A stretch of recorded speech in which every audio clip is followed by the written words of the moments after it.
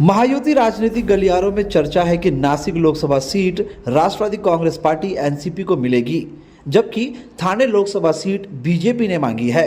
शिवसेना इस बात से नाराज है कि बीजेपी और एनसीपी ने लोकसभा में शिवसेना के दो अहम सांसदों की सीट उनसे मांगी है। एक तरफ बीजेपी और शिवसेना पर एनसीपी की सीट पाने का दावा है, तो दूसरी तरफ एकनाथ शिंदे की ठाणे और नासिक सीट पर एनसीपी की जीती सतारा लोकसभा सीट को बरकरार रखने के लिए बाकी दोनों पार्टियों पर दबाव है। इसीलिए सीट आवंटन अब तक पूरा नहीं हो सका है। विश्वस्त सूत्रों से जानकारी मिल रही है कि महागठबंधन में शामिल तीनों गठ एक दूसरे के खिलाफ दबाव की राजनीति करने लगे हैं। देखा जा रहा है कि अब तक महागठबंधन में सीटों के बंटवारे की दरार सुलझ नहीं पाई है। महायुति में अब भी ठाणे, नासिक, सतारा सीटों पर एक दूसरे पर दबाव बनाने की तकनीक का इस्तेमाल किया जा रहा है। बीजेपी की मांग है कि एकनाथ शिंदे की शिवसेना को ठाणे की सीट दी जाए, जबकि राष्ट्रवादी पार्टी ने एकनाथ शिंदे की शिवसेना को नासिक सीट देने को कहा है। ये दोनों महत्वपूर्ण सीटें फिलहाल शिवसेना के पास है,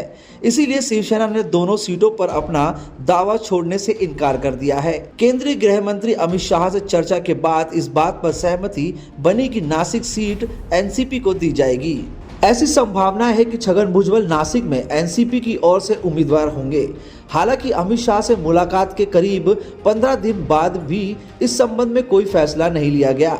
दूसरी ओर ठाणे से भी शिवसेना के पदाधिकारियों ने दबाव के आगे ना झुकते हुए ठाणे सीट बीजेपी को देने से इनकार कर दिया है। एक तरफ सीट के बंटवारे में एनसीपी ने सतारा सीट बीजेपी के लिए छोड़ने की तैयारी दिखाई है। इसके बदले में नासिक लोकसभा सीट मिलने की मांग की गई है। हालांकि नासिक सीट पर अस्वस्थ होने के बाद भी एनसीपी को उम्मीदवार घोषित करने की इजाजत नहीं मिलने पर एनसीपी ने नाराजगी जताई है। यदि आश्वासन के बाद भी नासिक सीट उपलब्ध नहीं होती है तो हमारे पास सतारा लोकसभा क्षेत्र के लिए इच्छुक उम्मीदवार है और हमने ये रुख अपनाया है कि हम इस दल से सतारा जिला सेंट्रल बैंक के अध्यक्ष नितिन पाटिल की उम्मीदवारी की घोषणा करेंगे।